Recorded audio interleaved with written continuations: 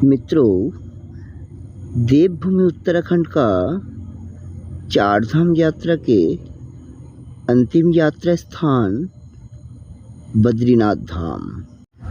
रुद्रप्रयाग से जब मैंने बद्रीनाथ धाम की तरफ यात्रा शुरू किया, मार्ग पे बहुत चढ़ाई मिला, तो बहुत ही मेहनत करके जब भगवान के दरबार, भगवान के धाम पर मैं पहुंचा, तो जितना मेहनत हुआ था, जितना कष्ट हुआ था, उतना ही हमको हृदय से शांति प्राप्त हो गया। गढ़वाल हिमालय के भगवान बद्री विशाल के धाम पे पहुंचने के बाद मुझे एक संतों का दर्शन हुआ।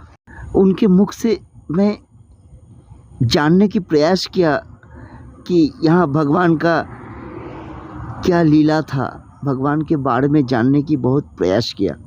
तो उन्होंने हमको जो बताया वही आपको सुनाऊंगा कि यहाँ का बारे में क्या बताया।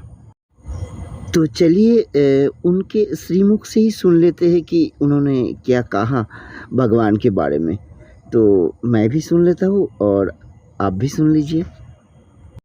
यहाँ सतयुग में जब मनु का पुत्र थे दो राजा धर्म के, नर और नारायण, इन दोनों ने यहाँ तपस्या करी थी। तो ये इलाका उनको बहुत ही अच्छा लगा, क्योंकि यहाँ से केदार दिखता है। नीलकंठ के ऊपर जाएंगे तो आपको केदार दिखाएगा, लेकिन नीलकंठ पर चढ़ना इतना आसान नहीं है। तो केदार में यहाँ में 5 किलो का फर्क है, 5 किलोमीटर का फर्क है। अच्छा। तो यहाँ तपस्या करने में उनको नर नारायण ने तपस्या जब करी, जब महादेव खुश हो गए थे, तब उनने बोले कि प्रभु आप इधर इधर आते जाते रहते हो, पत्थरों में आपके पैरों में लगते हैं, तो आपका पैरों में तकलीफ होती है, तो आप यहीं विराजमान हो जाओ। तब वो केदार में विराजमान हो गए। तो केदार में विराजमान हो गए तो ये इलाका बहुत सुंदर था। तो उनने उस टाइम तो नहीं मांगा, ये दूसरा अवतार लिया सतयुग में, मकर का रिश्का। तब ये दोनों ने, नर ने तो तपस्या करी थी केदार में, और नारायण यहाँ बच्चा बन के आ गए थे। अच्छा। भोलेनाथ का स्थान यही था, मेन स्थान। अरे वाह, क्या बात है। माता पार्वती ने की, देखो आ रहा है तुम्हारा भगत, बोला आने दो। अरे वाह। तब उनने माता जी की गोद में आके बैठ गए डायरेक्ट।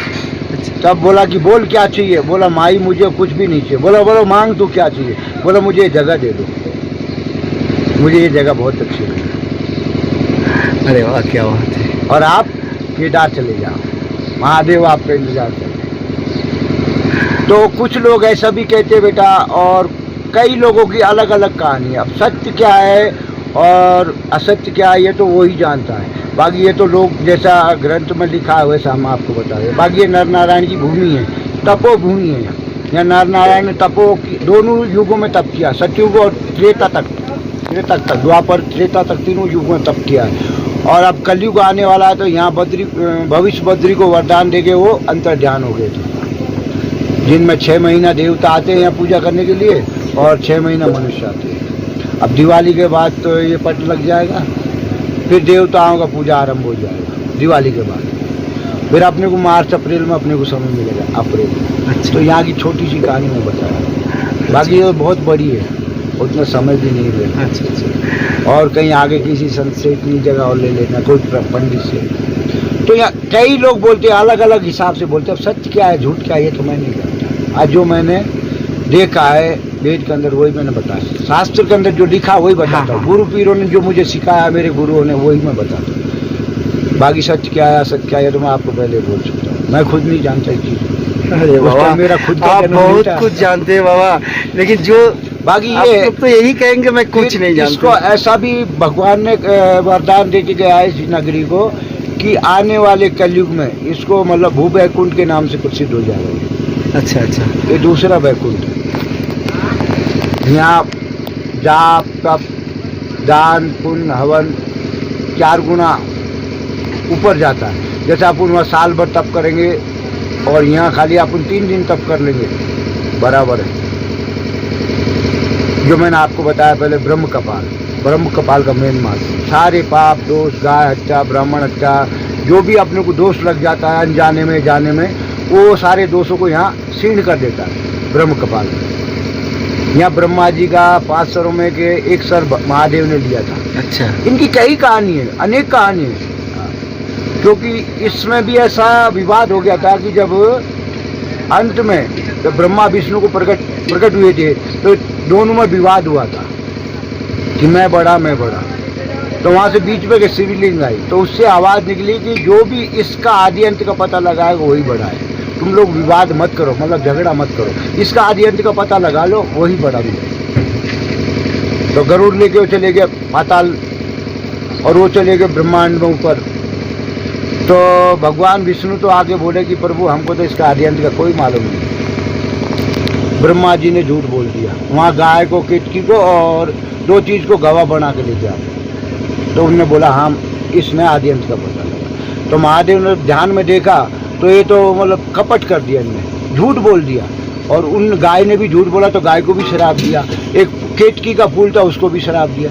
तो वो इतना सुंदर फूल होने के बाद में भी उसकी पूजा में कोई आवश्यकता नहीं, उसको पूजा में नहीं लिया जाता, उसको ऐसा शराब दिया। जबकि सबसे सुंदर फूल और सबसे खुशबू वाला फूल, सबसे प्रिय फूल था प्रभु को, तो उसको शराब दिया कि आज से तू कोई पूजा में काम नहीं तू बेटा। गाय को शराब दिया कि जा तू मृत्यु लोक में जन्म लेगी भिष्टाचारी। तो आज वो हो रहा गौ माता।